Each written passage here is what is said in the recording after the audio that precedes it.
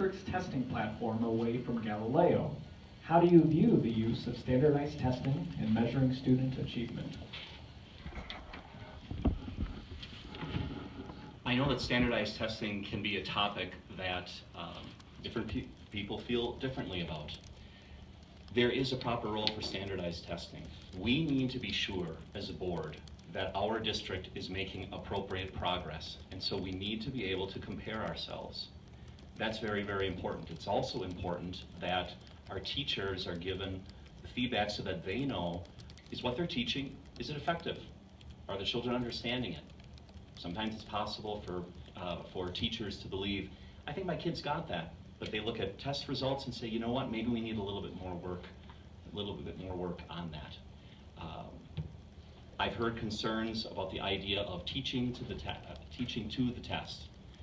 I don't agree with that, certainly. But I do think that it is important that we use standardized testing, but we use it for the purposes for which it is intended and not more. We don't want it to be overly dangerous, but we need to use it where we can help compare ourselves and understand, are we moving forward as a district according to our goals? How do we compare ourselves in the state and meet state obligations? Okay, I have a little different take on the standardized testing, and actually just last week I talked with someone in Representative Thiesfeld's office about a bill that's in the legislation now, and I think there might have been Senate action on it this week. I haven't been able to pay attention. Standardized testing, it's a catch-22 because you want to know how your students are doing, and you want to sometimes know how they compare to other students, but there is, especially with Common Core now, there is the concern of teaching to the test, and I think that if the test is dumbed down, then there's all that can play into it. There's also the issue that students are burned out with testing, and now we're supposed to have testing every year from 3rd through 12th grade.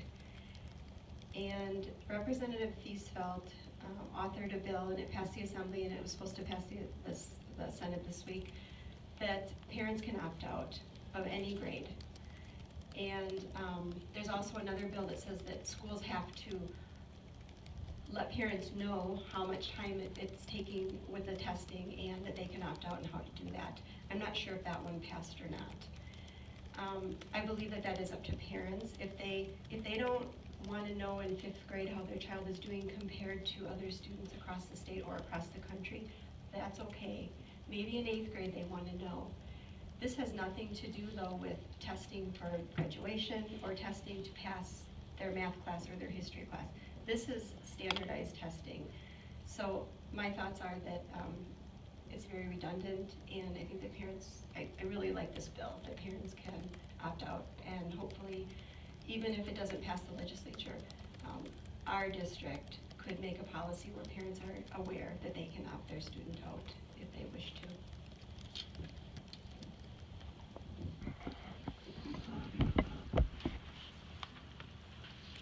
We have adopted a new testing platform in the West Bend School District after Galileo, and as far as I know right now, there's general acceptance of that tool. The thing about testing is, last week when I went to the Wisconsin Association of School Boards convention, there was a session on no time to lose, where the concern was that the United States is something like 18th in the world in terms of where students are in education.